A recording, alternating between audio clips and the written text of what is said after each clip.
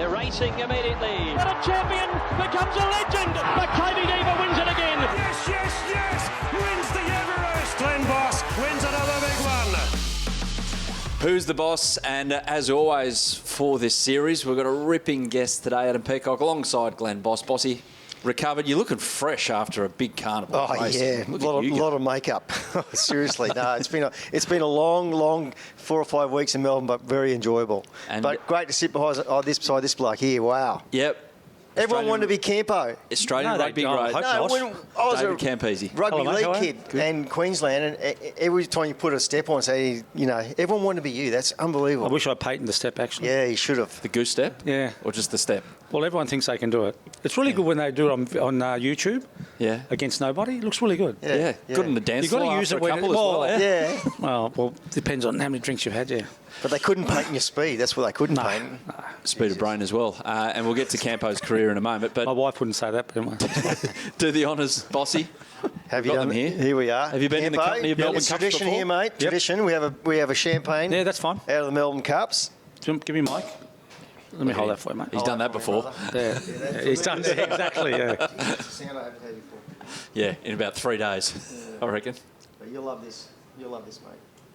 So Melbourne Cup, do you get around that? Are you into your horse racing? Oh, per se, I'm not really. I know that back in the 80s, a guy called Ross Cribb from TNT, he used to have a couple of horses, and he named a couple after me. Oh, yeah. In the Ellis. And there is a horse, I believe, going around Too Easy Campese at the moment. Yeah. Any good?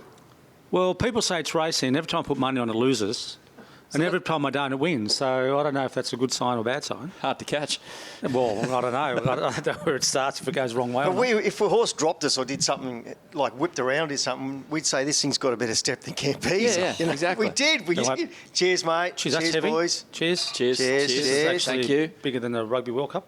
Thanks. Bigger than Bill. You've been on a couple of horses that have got a step like Campo, haven't you? What do you do when that happens? Mate, normally you suspend it in the air because they just go that quick and you're there for a moment, then you just hit the ground. I saw a horse in New Zealand win the 1,000 guineas on the weekend, a filly, who's going to come over here next year. It sprinted so hard at the 200, it nearly fell over. It went so quick. It quickened speed so much, it looked like it just about fell. Have you ever done that? You've run so quick that you fell over? No, it wasn't that quick. No, you had too much balance. Too much balance. No, you just got to... What I concentrated on my speed was like the first 10 metres. Yeah. Once you make the break, it's just natural. Then you wait for support. Yeah. It wasn't about... I know there's some guys who are very, very quick. But the thing is, it's more about understanding what your role is. And when you get through, you've got to have the vision to see what's around you. If you watch now, guys, even though they just make a break, and they don't care. Yeah, there's no one They just get tackled and they go to ground instead of actually saying, well, if I go through, okay, I can see 2 there, 1 there, okay, I'll get there, I'll make sure the guy's on that side, I'll pass it. They just pass when they want to. They don't actually know, or I don't think they've ever been taught. Once you make a break, have a look around your environments. But what seems to be they do these days is everyone kicks ahead now. You just kick the ball away, and it's a 50-50 ball sometimes. A lot of kicking in rugby. You know who was very good at that in the rugby league? Alfie Langer. Yeah. Well, he didn't have sustain speed, but his first 10 metres was electric, and he'd break the line, but he always knew what was coming around him, because he couldn't sustain it for another 20 metres. He was at a 10 metre spurt on him. He could sustain it after the match, though, couldn't he? Oh, he was very good after the game. One of the going and going and Shout out to me, little mate. Now, with Campo, we're going to get into what's happening with the Wallabies right now. His career as well. Got so many great tales to tell. Play over 100 tests for the Wallabies and the all-time great. You have a few yarns in your top pocket, so we'll get into that with Campo. Before we really get rolling on Who's the Boss, Air Touch, Bossy, it's the time of year. Campo, I'm not sure if you're across this, but our good friends at Air Touch support Who's the Boss so well. Again, for another season, they have airtouch.net.au for your air conditioning needs in a remote sense. Bossy. Well, Campo was telling me off air, and he's in a world of pain with his air conditioning, so we're going to hook him up. It's gone. And he's on the Gold Coast. On the Gold Coast. We are sweating bullets at the moment. And we did have the hottest day in October. And the humidity's through the roof. At midnight. Oh, fantastic. No aircon. So we're going to sort that out. Yes. Campo? Thank you. And mate, you'll be playing golf like I do on the 18th. I'm going to be home in half an hour. Dial up the temperature. Boom, you walk in the house. Perfect. Sounds Easy. good to me. We'll sort it out. So, Campo, let's go back first to the start. You talked there at the top about Instinct. Where did your instinct come from? No Was you idea. born with it? No, I just played rugby league from 8 to 16 for the Queanbeyan Blues. My dad was Italian, clueless, never played sport in his life. No sport. No sport. Not even football. Had his soccer. grapes. He was a carpenter. Yep. Came out in the 50s in the snowy mountains when the Italians and the Greeks came out. And she built the house, got married my mum, built the house in the same street she was born in, and had a brother, 2 younger sisters, and just played rugby league. Went to the rugby league under 16 final. We lost. They blamed me for my tackling. I got no idea how that came around. So I got blamed for everything. But anyway, that actually started my life. And after the game, they would drink. I never used to drink. So then I said, okay, I'm not playing. So the next year, I went over to watch the 4th grade Queanbeyan Whites rugby team. After the game, I went to the coach, said, do you need a fullback? So I started. Wow. And we won the premiership that year. The forwards loved me because when the scrum, because in 4th grade, it's all like the 38, the 40-year-olds just want a bit of fun. You know? So, and what happened was every time the ball went over the scrum, the forwards knew that I was going to run the ball back to them. So they didn't move. They had a great year. They had a fantastic year. And so we won the premiership. The next year, 1st grade. Yeah. And first ruck, I got caught in against East and someone punched me in the face and they said, welcome to 1st grade. So I realised, How old don't are you go now? into any rucks. So I didn't. I was 19, 19, 20, yeah. Yeah. Yeah, but I won a golf championship at 15 Yep. as well, played 2nd grade cricket. So I did all that sort of stuff. So country town, it's like country town, you've got to play all the sports.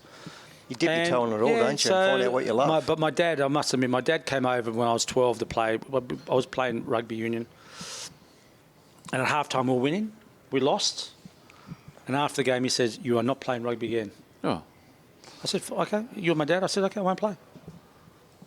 Because we were winning and we lost. He had no idea. Like, he didn't understand, really. Yeah. So I said, that's fine. I learned, you learn things, Yeah. But one of the biggest things for me was in Queanbeyan, there was a guy called Peter Morton who was the 1st grade coach when I was playing 4th grade. He was black belt in karate.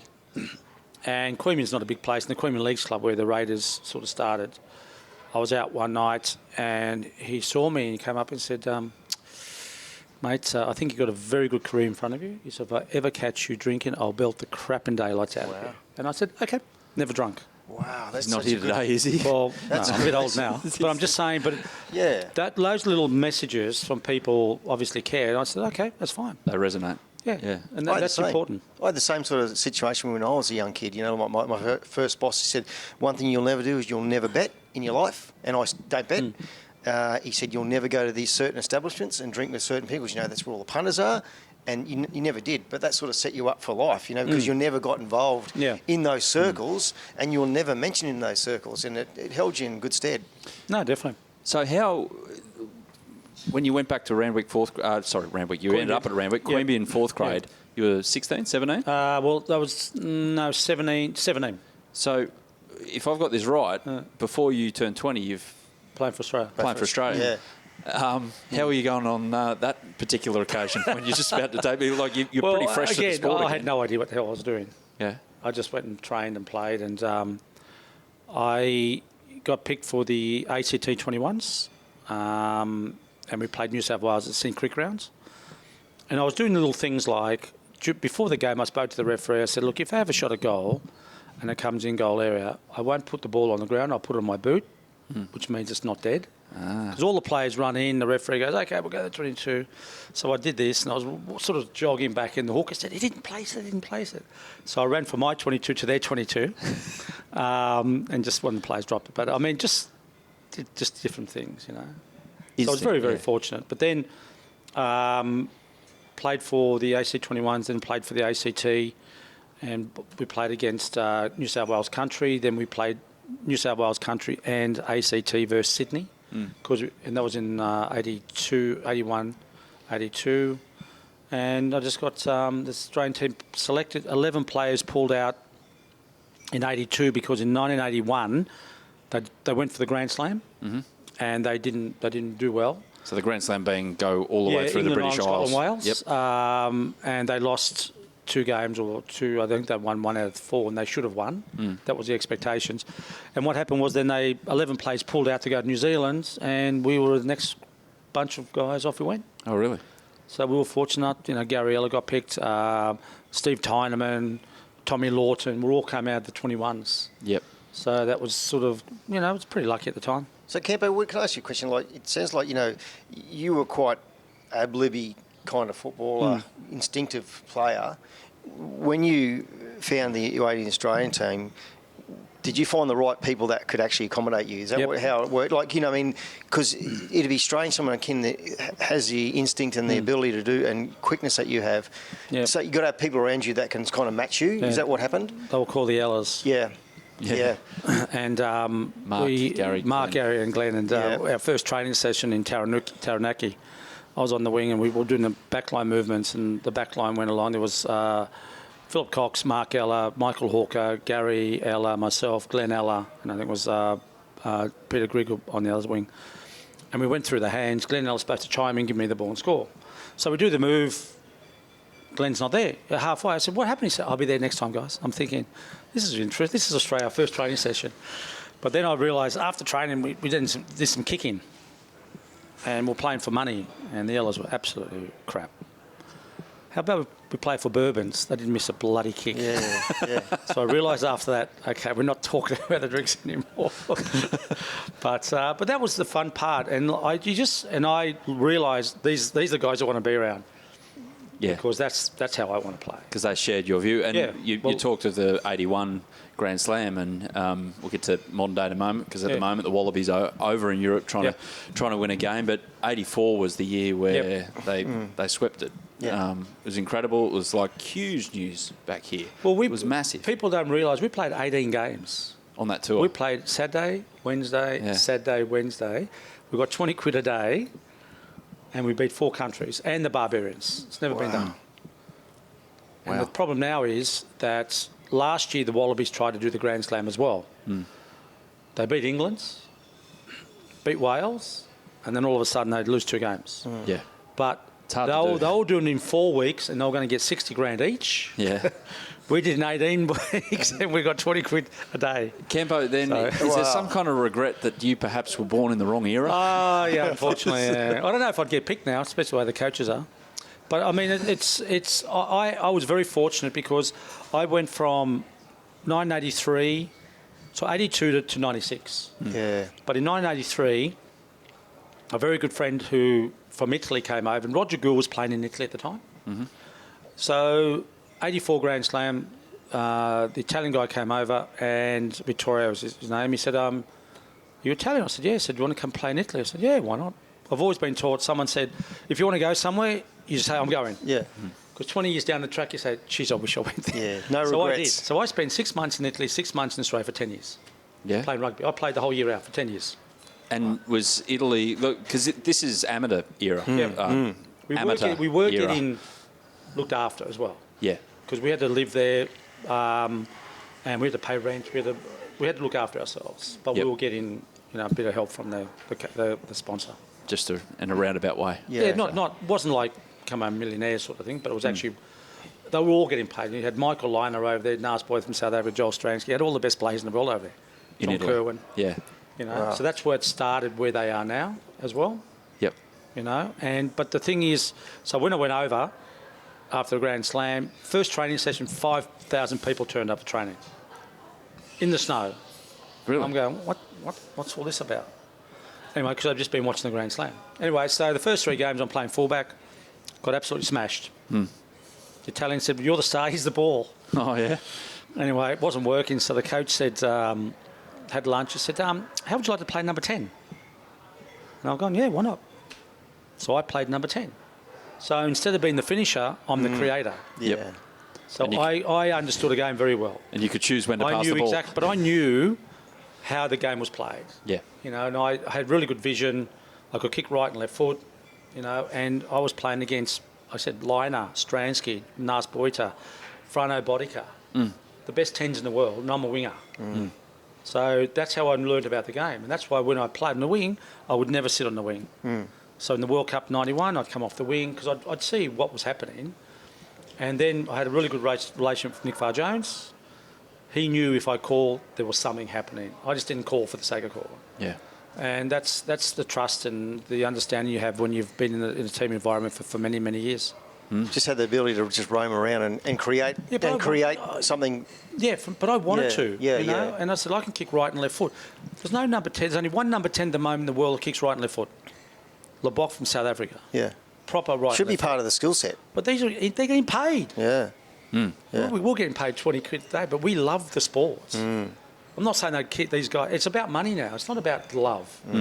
I mean, I'd go, if I was still available, I said, do you want to play? I'll go and play for nothing. I don't care. Yeah. Because the opportunity to travel the world, and my education from Queanbeyan High wasn't great, so my education was the world. You know, going on tour with Alan Jones about Shakespeare's house, you know, you go to Rome, unbelievable. Yeah. If it wasn't for rugby, I would. It's like a history tour. It is. Yeah. You know? Yeah, well, the rugby lot are a very intelligent bunch of human beings as well, Bossy. I mean, they're Yeah, but that's most what, of them, yeah. That's what you do in your spare time, though. When you go over those countries, you go and explore, don't you? Like, you know, you get out and about and. Well, I was very, very fortunate in 2006. Robbie Williams rings up. He's having a football game in England before the World Cup. And it was the World 11 versus the English 11. So the team's picked Dunga. Everyone in the team had to have been a world champion. Oh, wow. Mateus. Yeah. The Wow. French, I don't know, the French. Zinedine Zidane. Yes. Yeah. Zola. Gordon Ramsay was there. I got no idea what he was doing there. He used to play for Rangers. Yeah, but I mean, it was unbelievable. And Maradona was playing. Oh, wow. Them turn and play. Wow. So we played. We went over and had a trial, and got off the bus. And a guy called Ruud Gullit, who was AC Milan soccer team, who I met when I was over there. So we knew each other. Yeah. Anyway, so we had a bit of training sessions, and I met Robbie, and they had Redknapp, I think it is, and all these other great players. Anyway, so we're mucking around. So Dunga's got the ball. And as a rugby player, I said, pass. He looked at me and said, can I swear? You can do whatever you want. Shut the up.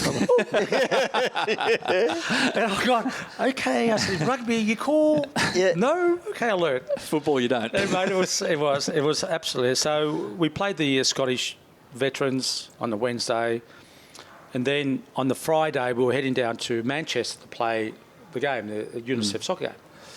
And Maradona was turning up. So on the Friday night, my wife Lara, we lived in South Africa at the time, we're there and we're just about to get in the bus and we get a call from South Africa. Our daughter was she had rotavirus in hospital on the drip. So we had to Oh, Exit. no game. go. Yeah. Late withdrawal. I missed it. Yeah. But I mean, my daughter was more important. Yeah, but of course. To play for Maradona would have been unbelievable. So we had Ben Johnson there as well. Yep. I spent an hour with him. Unbelievable. Eh? On the wing, was he? Yeah. Flying down the wing. Well, there? imagine him. We didn't really get the ball much. No. Yeah. We didn't play a lot of sports besides running, but he was just there's no fat on it. Like it was. Yeah. He talked about that race in '88. He said everyone was on steroids.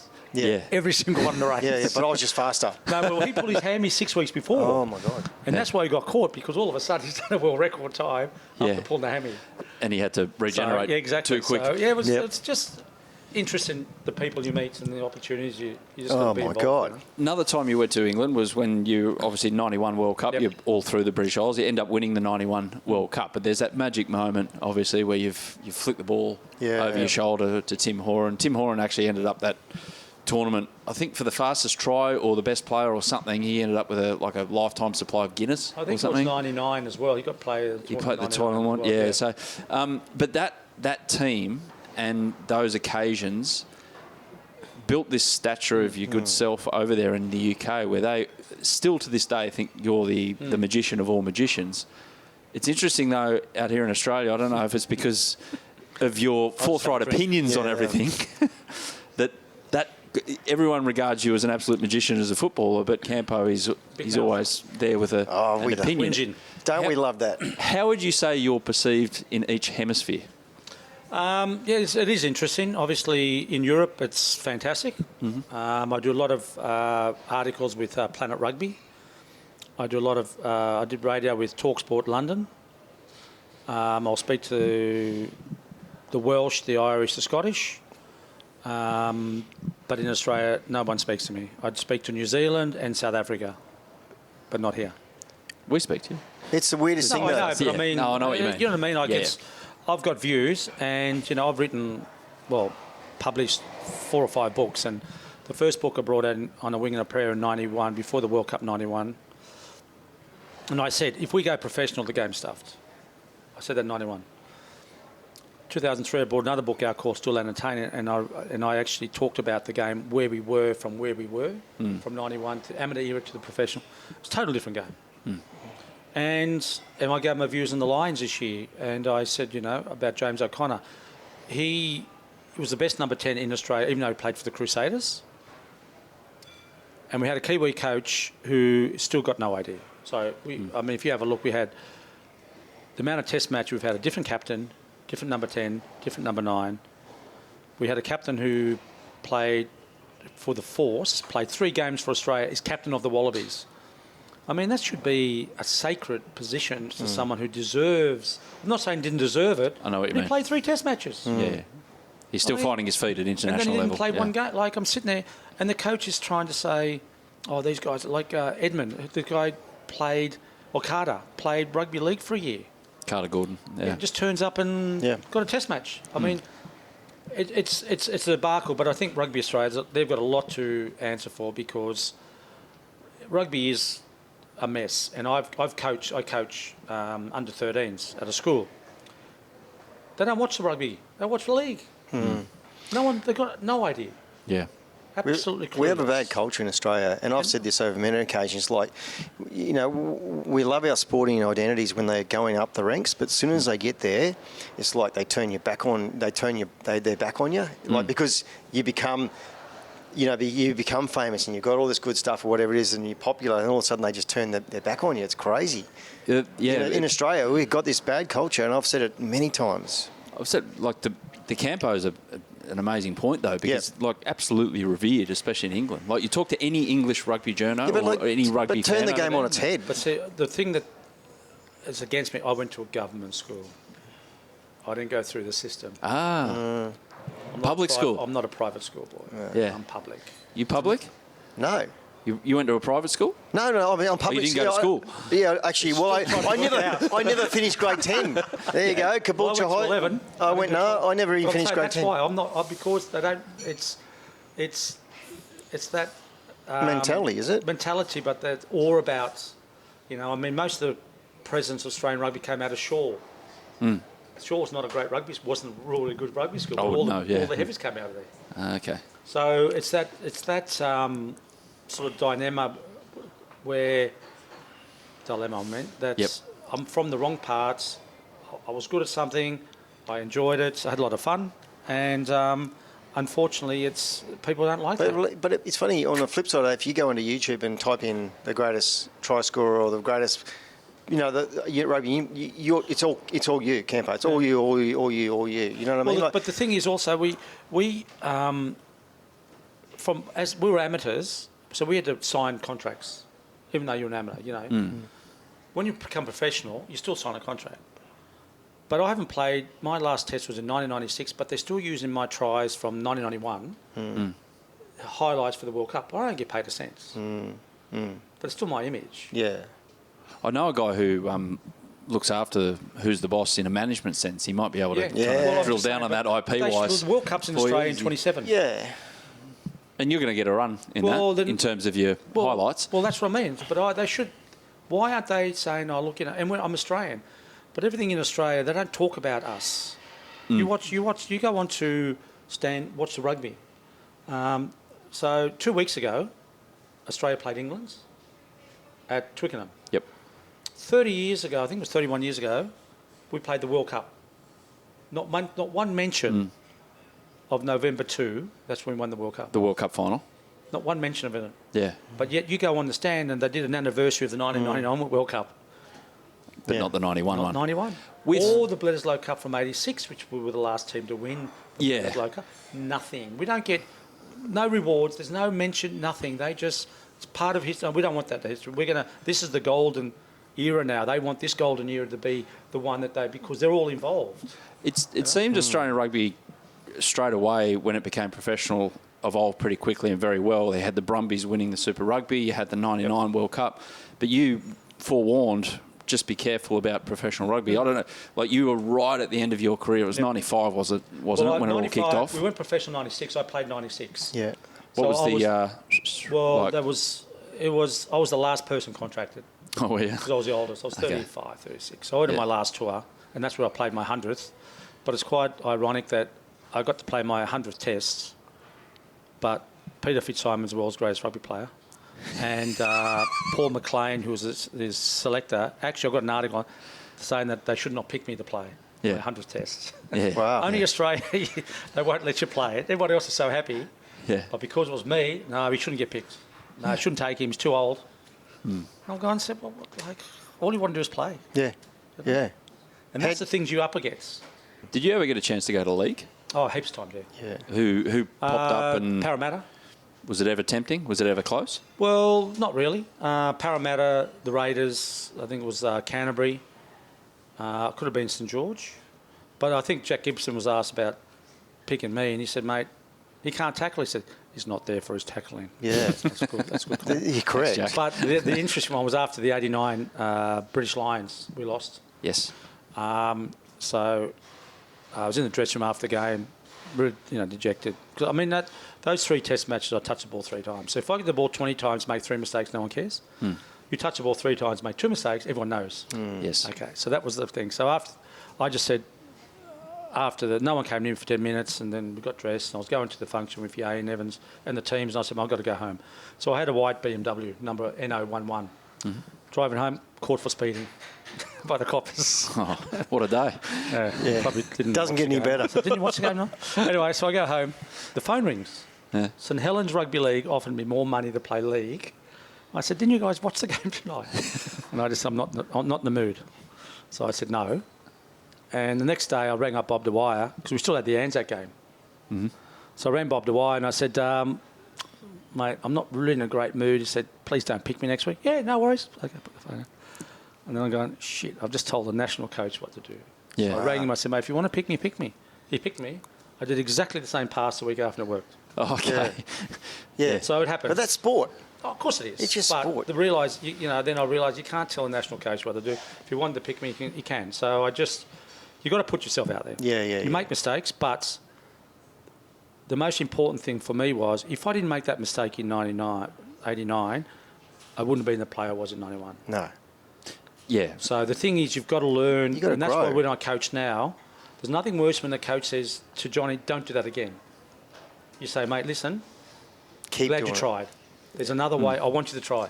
You've got to tell these kids to try things. Do you Well, ever yeah. have that learning through Oh a my mistake? God, yeah, my whole life. Yeah. Because, obviously going through, like, starting my apprenticeship sort of late to mid 80s and then early 90s, we didn't have coaches. Like, we were very individual. So all it was trial and error. Learn, fail.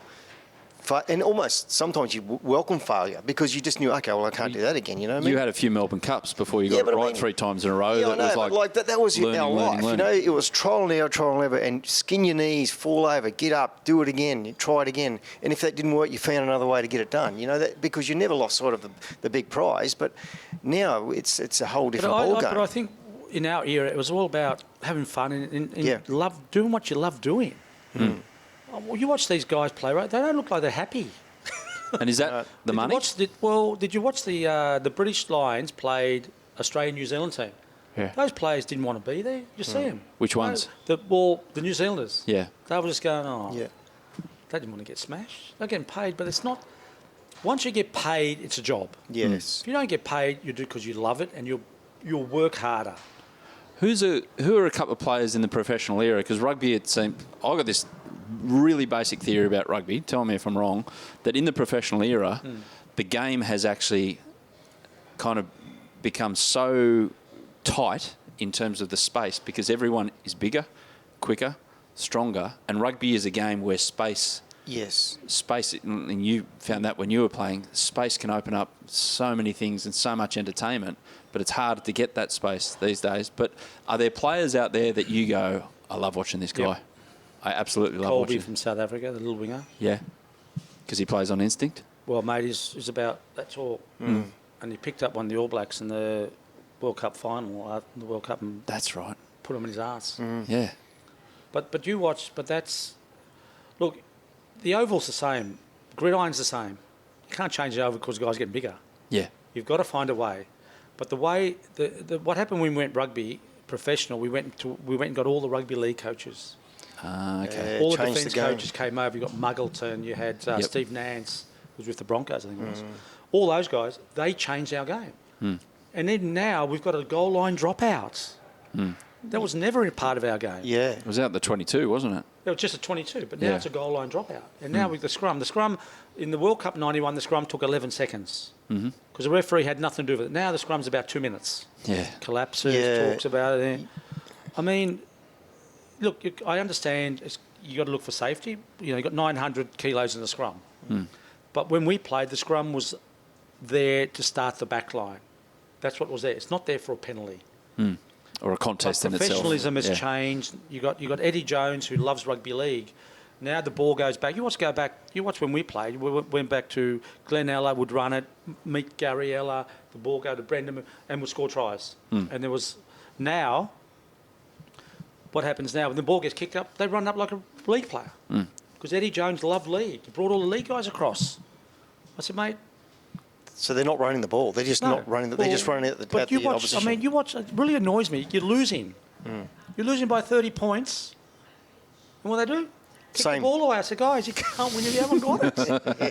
yeah. What the? And sitting there going, oh, God, Did you get on with Eddie when you were playing at no, Randwick? we'll let him play. Yeah, we did. Yeah. It was the world's worst sledger. I don't think it changed. He sledged you? But no, it wasn't the same team. No, I that's think why I he asked said a few that. refs to me after a while, made a couple of mistakes. But that was the fun era. That was when we all played. So Eddie Jones, Michael Checker, and Hugh McKenzie all came out of Randwick. Yeah. All had to go overseas to learn the coach because there's no coaching jobs here. Yeah.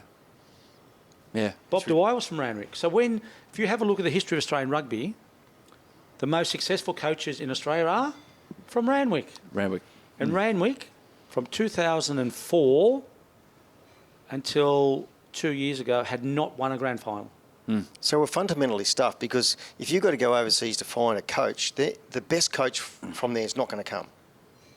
It's Why going would to be you there. But the thing is, Yeah, it's why not- would you come? So they're going to get their second, third. It's going to go down the list. It until will someone go goes, down the someone list. goes, I'll go and do it. They're not capable or good enough to coach in that country. So they come over to coach our national team. Well, but the thing is, it's not about national. When we played, every country was a unique way of playing. The French used to run the ball behind the goal line and score some fantastic tries. Mad. Yeah. Okay, the Kiwis were who they are. They get more box kicks, put the pressure on the scrum, the line out. We invented the running game. Everyone had it. Now, change jerseys at half time and you don't know who's who. Just They all look the same. They all play the same. And you sit there and go, this is boring. You know? You mentioning New Zealand there, something dropped in my head, and excuse me if I've got you wrong. However, did you once during a haka decide to go and Yeah. warm up? How'd that go down over there? It was in the World Cup 91. Yeah. Yeah. How'd it well, go? we back in those days, it wasn't like it is now. There was no coach didn't say, right, we've got to do this. We just did what we wanted to do. Yep. Well, luckily we won. Otherwise, it would have been a bit of shit. But I played the All Blacks 29 times. I could have actually joined them in the haka. But if we lost, I think I would have got a cop it. So. But you just decided, nah, I don't need to see this. What do I have to stand there for? Watch a couple of guys dance. Really? Sorry. Fair enough. Yeah, Fair fair enough too. What about Australian rugby in terms of what we're getting right in terms of the players coming through, or certain players in particular that you like who make you think, yeah, there are actually green shoots and we can contend But we have in our got home good World players. We've got Jorgensen. Doesn't get the ball. Cup? Max Jorgensen, yeah. They show this, Stan showed this, great tries from last, and there's Jorgensen. He doesn't touch the ball because we've got guys who can't. Sawali can't pass. I personally, I'll get in trouble, but he should get fined every time he gets yellow carded. You cannot tackle around the head, and he does it all the time. And it puts our team at a disadvantage when you're playing a really good team, you're down to 14. Doesn't help. But the problem is that these guys are playing from basically 12 months. Pick your best players. Yeah. Get an Aussie coach, get a system going where we've got Aussie coaches coming through the system, and pick the best players and play a style of rugby which we are not going to be like everyone else. Because at the moment, it's not working. What is our style of rugby? I don't know. No, but what would you like it to running be? rugby. Yeah. We used to have we had one of the best attacking backlines in the world. Randwick, we had 62 backline movements. 62? 62. You wouldn't use them all, but there's so many. Yeah. Okay. How could you remember them all? Well, That's your job, right? but what they do now, you go and play rugby union. You come from, they'll give you a handbook and say, "There's our book. Learn all the moves in there." Like NFL. And all you do half the time is a wing, sitting on the wing. So just in '96, my last tour, Nigel Ray, who was coaching Saracens, the sponsor, wanted me to play for Saracens. And met him at the airport, had a chat. It was £100,000 back then, '96. And I looked and I thought, okay, 3 o'clock, London, afternoon, bucking down with rain, freezing my balls off. No, I'm not going, thanks. No. And he Fair enough, too. I said, would. mate, he said, I'm one of the only ones that said, no. Really? I'm sitting there, no, I'm not going to, no, not, that's the way, because those wingers never got the ball. And I said, oh, it's not me, sorry. You play with an umbrella. Said, no, yeah. So our wingers in the modern game never come into the play like you did. Like you never changed. Okay. Because they're not invited. Every move is the same. I can sit there and tell you, this is what they're going to do. This is what they're going to do.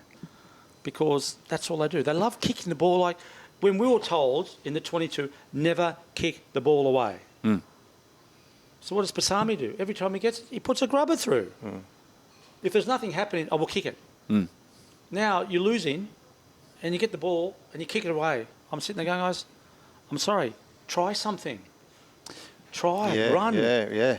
What about a guy who could try something because he was bigger than everyone else? Jonah Lomu and what he did for rugby and how special he was. I mean, he kind of came just after you, or No, he I played broke against in. Jonah. But the thing is with Jonah, yes, he was unbelievable. People wanted him to see him run over people. But as a winger, he was very lazy to work off the ball for his teammates. Yeah. So as a winger, people don't know. So the ball, if I'm the blind winger here and the ball goes across, my job is to track inside. So someone breaks a line, you get them. They don't do that anymore. So Jonah, and there's one game in the game where England's made a run down that side. Jonah's walking on this side. Yeah. But see, people didn't care because they didn't care about that. They just wanted to see him run over people. Yeah. But the problem was he was such a big guy. All us little guys got kicked out, compensated because, Joe Roth came in. Then you had Damien Smith, who were about 6'2", 6'3", 100 and. Everyone wanted big wingers. Yeah, they wanted big wingers. So the World Cup '91, I was 82 kilos. Jonah Lomu came along. 95, I went to 92 kilos. My mum thought I was on steroids. Yeah. Because Jonah was big, everyone had to be big. Yeah. And that destroyed my pace, so that wasn't really helpful for me. But look, at the time, he was an amazing player. Do you ever have to try and tackle him? Yeah, I tackled him at Sydney Football Stadium. We played 95. They had the Bledisloe in New Zealand, and I got dropped for that game, and I was playing for Randwick at TG Milner. And the next day, so Matt Burke was injured. Next day, this is a very interesting week. Next day, the paper says, Wallabies would call Campese. Big photo of me playing, getting picked. Anyway, Monday night, picked the team, and there's a guy called Rod Kafer. Little cave. And everyone's going, who's this guy? Anyway, so Tuesday night training, he breaks his leg.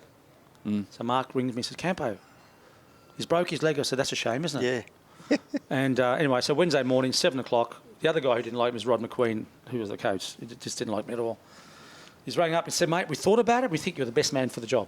I've only been there like 13 years. I said, okay. Okay. Go training, shut up and say nothing. So we've got a really good spirit. I said, okay. It's like talking to a 10-year-old. So I go training. And that's what I was sponsored by BMW, or they were sponsored by Ford. So I've rocked up right in front of the journos, parked the car right in front. Yeah. The man just come out, Campo, what the hell are you doing? I said, I'm just parking my car, mate. Just parking. So I go out, so you can see why they don't like me. Yeah. So I go out and Bob says, great to have you back. I said, yep, okay. So go and just join in and see how you go. So, and the thing is, if Matt Burke was fit, I was gone. Yeah. Just before training, Daniel Herbert, out. Now I'm in. Right. So I say to the guys, so I'm on the bench. I said, what do you guys do on the bench? I've never been on the bench in my life. So I'm sitting there, what do you do? We sit there and watch the big screen, have a few lollies, and someone gets in, you get a few stretches. I said, okay, fine. So that was my introduction to on the bench. And So I come on, Damien Smith scores a really good try before half-time. I come on after half-time, a number 16. As I come on, Jonah runs at me, I tackle him. So I'm on the ground with Jonah, and something happened. And Sean Fitzpatrick says, "What are you doing down there?" I said, "I've got no idea." And he goes to the next scrub, and we're actually laughing at each other. He's laughing because he's never seen me tackle in my life. Anyway, so after the game, I went into the dressing room, I swapped jerseys with and Bob Dwyer hated it. I said, "Mate, that's what it's about." Yeah. Things started to change, Yeah. the mentality and all that. And yeah, so that was, I played against those guys for years, and we're all good mates. But most of the mates I've got are all overseas, all European players. Yeah. Yeah. Because you go to Barbarian games, there's not too many Barbarian games here. You Yeah. go over there and play Barbarians. I've been to Bermuda to play. I've been to 46 countries playing rugby. Wow. That's amazing. So yeah. that's what I mean. pretty It's, I don't understand why these guys want to play league. Sorry, when you've got a Commonwealth Games, Olympic Games, Sea of the Worlds. The see the world factor is a big thing. That's- Oh, it's absolutely massive. amazing, Yeah. Get paid for doing it. Going around You the do whole 46 world. countries riding? No, God, no. Nowhere near it. Yeah. No, but Should have tried. that's pretty impressive, though. 46, that's to play your sport. That's Oh, mate, it's incredible, right? But I've always, like I've been to Uruguay. Someone says, "Do you want to go?" Something, I'm going. I'll go. yeah. Yeah. Hong Kong was always great, The Yes. The sevens. sevens, yeah. Yeah. I played sevens. Yeah, it's good. When I was living in Hong Kong, we'd go and always watch the sevens. Everyone would get dressed up. It's a real festival, yes, real it's- mad yeah. atmosphere. Did you go to the South Stand? I can't even remember. No. That's where the South mayhem Stand- is. No, that's where the drinking is. Yeah, the mayhem.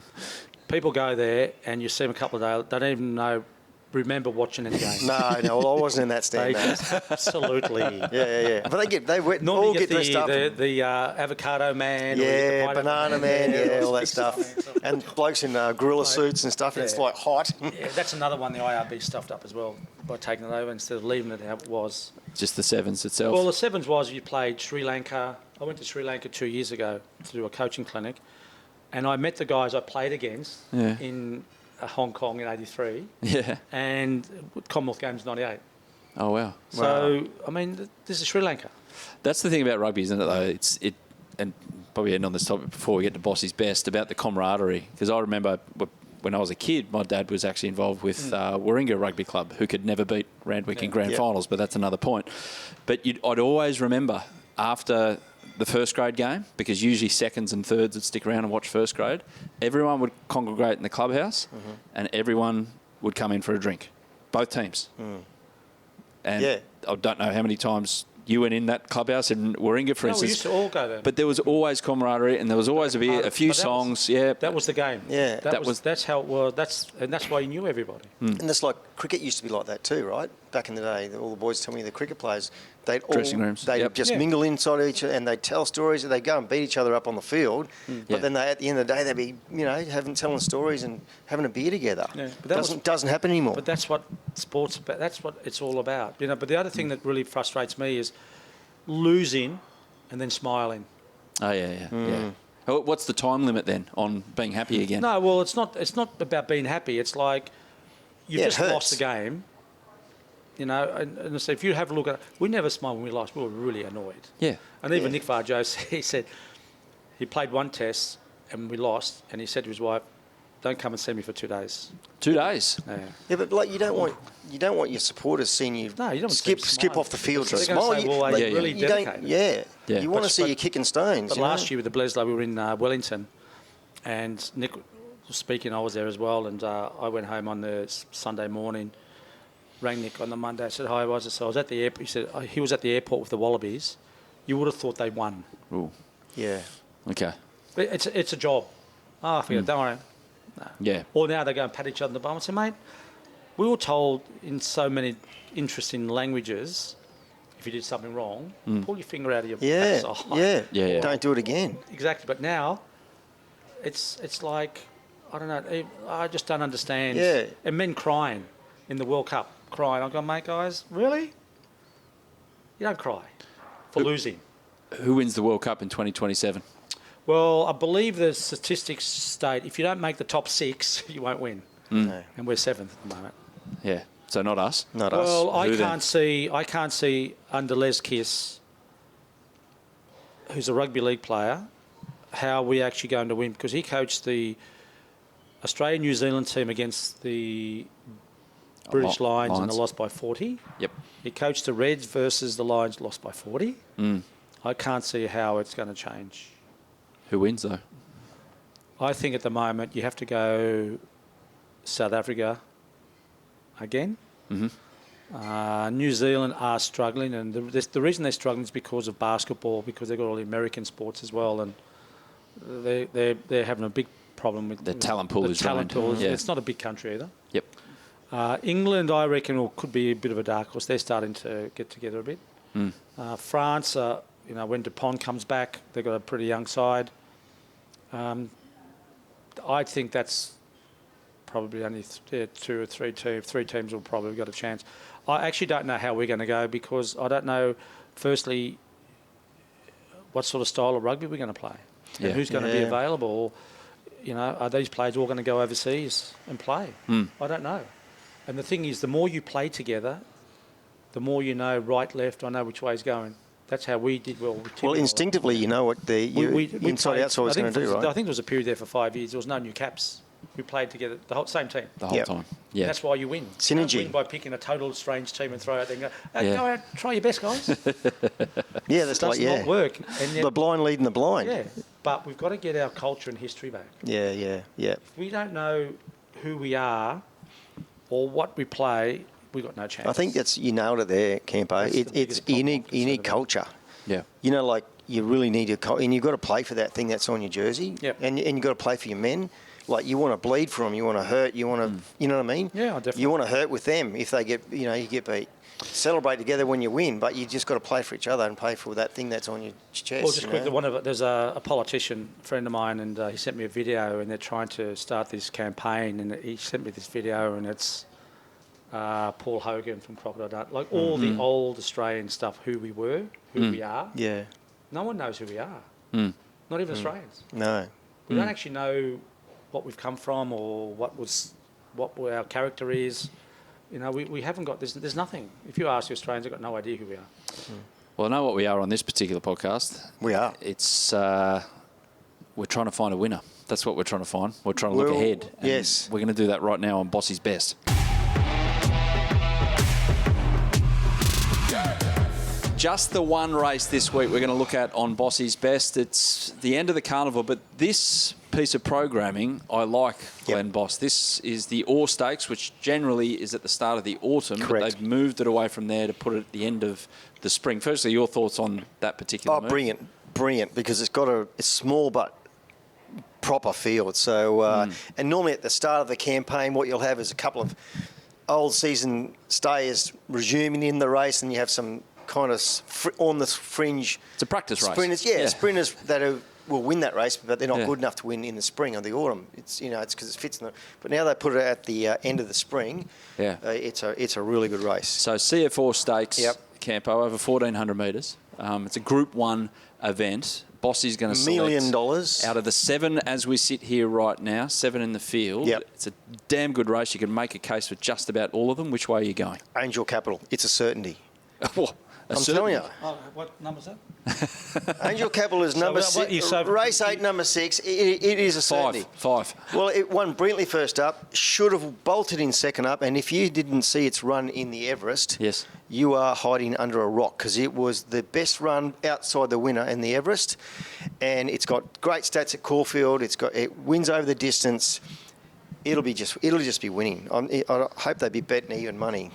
Good to have confidence, isn't it, Campo?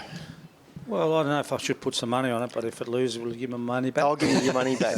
Money back guarantee. I've never heard of that before. So Bet responsibly. Ben Mellum is riding. So Ben, obviously, he needs a winner. He needs a winner. He's been told about what happened on Cup Day. Yeah, he needs a winner, but for a little bit of, I don't know, keep it pretty steady at home. But listen, it's a very good horse, and I know that Chris Waller, he thinks very highly of this young horse, and honestly, I think he'll be winning. He's got some stiff opposition. There's obviously Jimmy Starr, who's absolutely airborne. Vinrock, the 3-year-old, goes in there, but he's not good enough. And the rest of them Evaporate. He'll be a fringe player, but Angel Capital, you'll see a really serious horse. Love the confidence, Bossy. Now, of course, the crew at IPE Events put on an unbelievable show at the Cup Carnival. Bossy, you were there all 4 days, and they've got some great stuff planned for 2026 with State of Origin and all the big events, some Wallabies tests as well. So ipevents.com.au to check it out. And there's another one. We've added the quokka in Perth. Quokka? Yes. You quackering?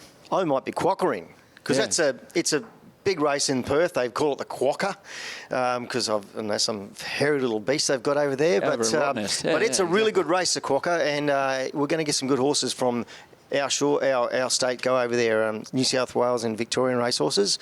So it's going to be a proper race. So IPE going to support that.